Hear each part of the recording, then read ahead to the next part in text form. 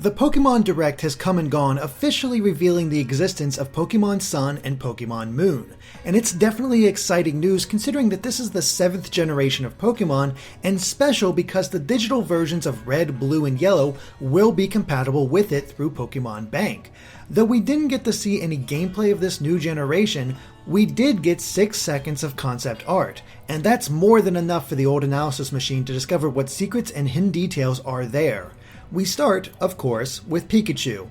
It's simple line art, but we can't help but notice that its design is even thinner than usual. There's not much that can be extrapolated from it, other than the fact that Pikachu is continually seeing more tweaks. It's certainly the most benign piece of concept art from the preview, but arguably the most important concept art is the one of this Pokemon-themed hotel. We believe that it is likely the new water gym based on all of the water Pokemon displayed around it. There's a horsey water fountain out front as well as a horsey flag nearby. Around the exterior are a series of banners that show off Spheal, Staryu, Chinchou, Magikarp, Horsey, and what seems to be Krabby. And if we brighten the image, we have a much clearer look at the basic concept for the new player trainer, though we doubt the final version will be anything like this since his design is very reminiscent of Red. The trainer is also talking to what is likely a beauty who has a suitcase nearby, confirming that this is indeed a hotel. The reason that is so important is because of something that Twitter user Vinyl1Solution brought to our attention. Another Twitter user, T. Tokomaru, realized that the design of the hotel is incredibly similar to that of the Raffles Hotel in Singapore. And when the two are compared, the likeness is uncanny. This means that Pokémon Sun and Moon's region is mainly influenced by Singapore, or at least the South Pacific as a whole. This would explain the nearby palm trees and likely overall tropical setting. It also helps give a little more context to the rest of the concept art we see throughout the preview. One clip shows a wall of concept art that seems to be showing off various interior locations. On the top left, we can see a mostly circular room with some kind of desk in the center. The desk is mostly red with a little blue, which may mean this is the new interior to the Pokémon Center. After all, later on we see the exterior of the building, which is completely circular. The entrance even lines up between the two. What's interesting is that the concept art shows the Pokémon Center from the side and even behind it. Now this is likely just a common practice for concept art so that the designers are fully aware of its dimensions. But could it be possible that Pokémon Sun and Moon will have a fully rotatable camera, thus necessitating the need to see it from all angles? The circular design would also make this easier for the developers. We're not exactly confident that this will be the case, but it would be an intriguing new feature. Returning to the interior concept art, directly below the Pokémon Center are what appear to be either help desks or small shops. It's difficult to determine their exact use since they're isolated from anything else. However, below those are concepts for what seems to be a coffee shop of some kind. Now, of course, it's probably not actually selling coffee, but there does seem to be a menu displayed above the counter. Is this similar to all of the small shops that could be found in Lumiose City?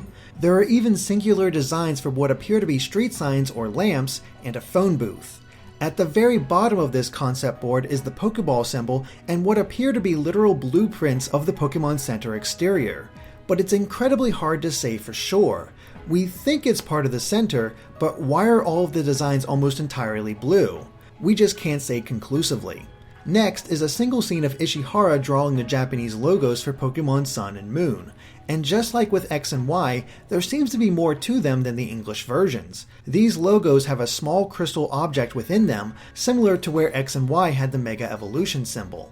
Interestingly, the blue crystal is placed within the Sun's logo, while the yellow crystal is in Moon's. While we don't believe that this will have any gameplay significance, as the crystal designs are a little too generic, it may show that the main legendaries of Sun and Moon will be connected in some way. Next up is concept art for a host of Pokemon vehicles. While vehicles have been seen before in Pokemon, they haven't exactly been common. Sun and Moon seems to be changing that. First up is concept art for a Pokemon ambulance. And since Pokemon are integral to this world, the back end is shaped exactly like a Pokeball. The question is whether the ambulance is merely here to flesh out the world, or if it has a practical application. Could there be mobile healing stations from these ambulances now, instead of simply having kindly people offering to heal your team? Or could the ambulance be used for when a trainer blacks out and actually showing the Pokemon being rushed to a Pokemon Center? We really don't know. The same goes for the Pokemon Fire Truck. It's actually pretty cool since a Blastoise is strapped into the back in order to shoot its water cannons, and the concept art even shows that the back end can be raised in order to reach buildings. But since there are no practical applications in terms of gameplay for a fire truck, it has to be simply there to see more Pokemon in daily life situations, similar to how Machoke are used to help move people into a new house. That is, unless the fire truck is actually connected to a new minigame. Perhaps players will be able to help out the fire department or even the hospital with their Pokemon? It's a bit of a stretch, but it would be a cool extension of what trainers can do. The final vehicle is a simple pickup truck, driven by a portly man and a young girl with a ponytail. In the bed is a Machamp, a Furfrou, and a Wobbuffet. But what is the purpose of the truck? Will it be driving the various roads in order to emulate the heavy traffic that can be seen in Singapore? After all, there are other versions of the same truck in red and white, so it makes sense to have variety. But it might also serve as a reference, as Roger's Base pointed out. The truck is somewhat similar to the one that Mew supposedly hid under in red and blue, and as Roger points out, the words "it all comes together" are used. Perhaps we'll finally be able to revisit an old region. And we believe there are two prime candidates for this possibility. The first would be Hoenn. It's a region well known for the amount of water it has. And if Sun and Moon's region are based on the South Pacific, it wouldn't be that surprising for the two to be close in the Pokemon world. But if it is a reference to Mew in Red and Blue, perhaps we could revisit Kanto as well. After all, Fire Red and Leaf Green introduced the Savai Islands. Those could be north of this new region. Maybe there's more of a connection than we originally suspected. After all, the male player concept art is very similar to Red, and it would make sense to return to Kanto for Pokemon's 20th anniversary. But this is all just conjecture. All of this could mean absolutely nothing and are simply coincidences and hopes.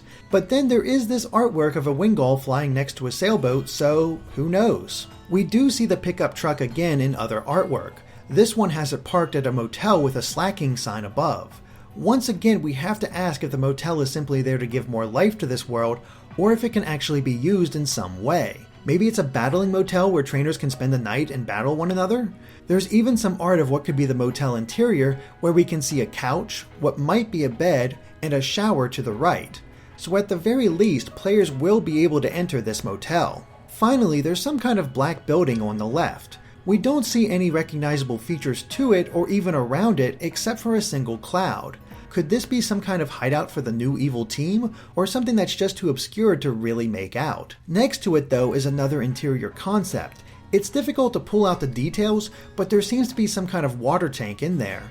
There's also a human figure standing in front of what may be a dresser or a PC. Is this a secret facility or maybe a laboratory? It's too difficult to tell. The last bit of information we can find in this small Pokémon Sun and Moon preview is the wireframe of a brand new Pokémon, which we believe will be the new early game bird Pokémon like Pidgey or Starly. Its design seems to be inspired by a woodpecker, which is an animal that can be found in Singapore. Twitter user Silvar even drew what this Pokémon could look like based on the design and the small flash of color that we can see. Adorable, isn't it? And with that, we've discovered all we can from this small preview of Pokémon Sun and Moon. While we didn't get to see much, there's enough here that Pokémon fans can get excited. Exactly what these concepts mean in the final game, we can't say for sure. There's even a theory by GameXplain fan Vic Paulwells that the reason gameplay wasn't shown was because it's also coming for the NX. He noted that they emphasized that Pokemon keeps evolving with Nintendo's hardware, yet the 3DS is 5 years old. And during the Pokemon Bank sequence, the hardware logo wasn't shown. We'll have to see what form the 7th gen takes.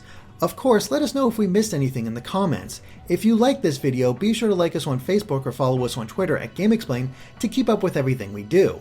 Thanks for watching, and make sure to stay tuned to GameXplain for more on Pokemon and other things gaming.